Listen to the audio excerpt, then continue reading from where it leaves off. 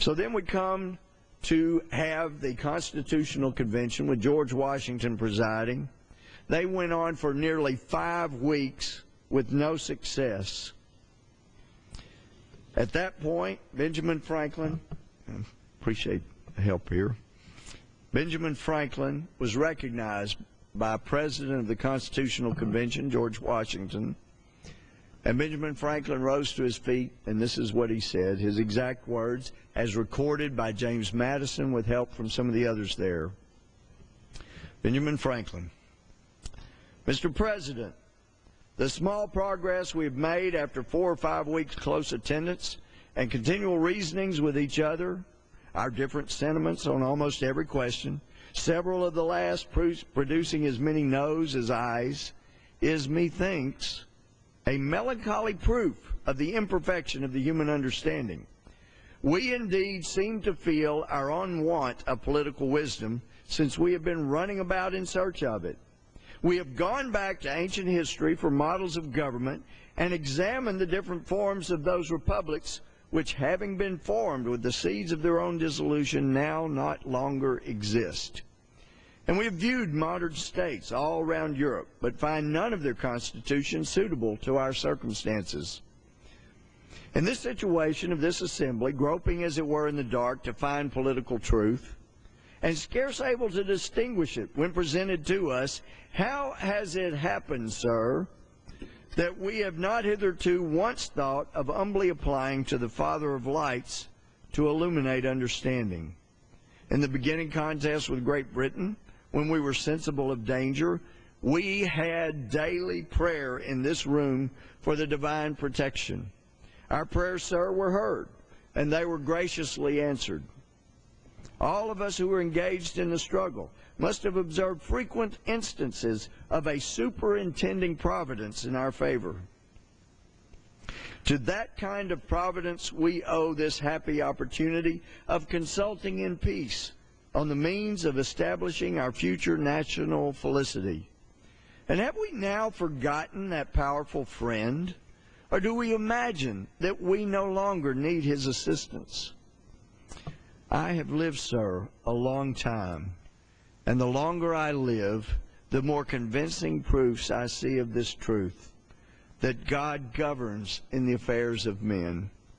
And if a sparrow cannot fall to the ground without his notice, is it probable that an empire can rise without his aid?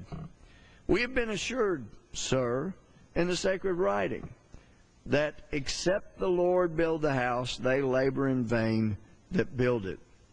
Firmly I believe this. And I also believe that without his concurring aid, we shall succeed in this political building no better than the builders of Babel. We shall be divided by our little partial local interests.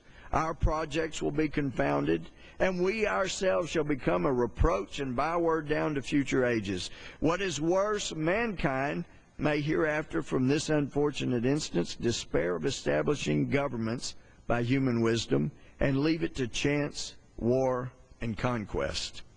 I therefore beg leave to move that henceforth prayers imploring the assistance of heaven and its blessing on our deliberations be held in the assembly every morning before we proceed to business, and that one or more of the clergy of this city be requested to officiate at that service. According to the record, Mr. Sherman seconded the motion. Mr. Speaker, that was George Washington's recognition of Benjamin Franklin, and the words I read are verbatim from Benjamin Franklin. We've begun every day here in this house, here in session, with the prayer just as Franklin moved and requested. There is a higher power. There has to be accountability. Decisions in this body must be made in deference to the Father of lights, as Benjamin Franklin called him, and doing so with prayer. And as Franklin prayed, that God will illuminate our understanding.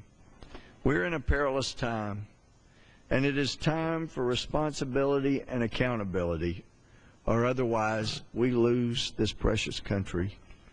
It is time now for the majority leadership to stop playing so fast and loose with the rules, with enforcement of the rules. It is time that after 2 years in the majority, that promises of opportunity to amend bad Democratic bills be fulfilled. It is times that the rules apply to CEOs, to speakers, to committee chairmen, to leaders, and the leaders start leading by example. George Washington said back during the Revolution these words, quote, "A people unused to restraint must be led, they will not be drove," unquote. He led from the front. When I was in the Army, they taught you lead from the back. Not Washington. He led from the front. So he said, "A people unused to restraint must be led, they will not be drove." As someone pointed out previously, we have the only national anthem whose first verse ends with a question. Oh, say, does that star-spangled banner yet wave o'er the land of the free and the home of the brave? The answer as to whether that banner will yet wave depends on whether this Congress begins to acknowledge some accountability and to do the right and the wise thing, not the convenient, not the political thing. Do the legal, ethical, and moral thing, not the Woodstock thing. May we get back to following God's directives so that this does not cease to be the land of the free and the home of the brave.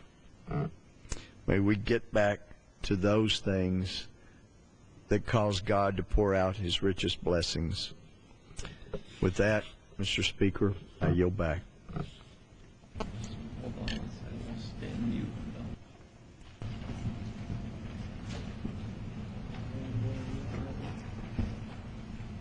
We may recess.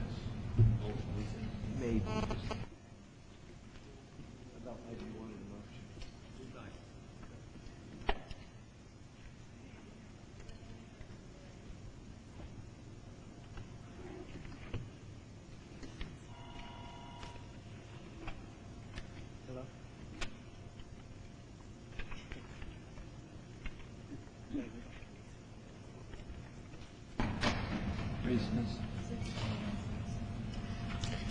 Pursuant to Clause 12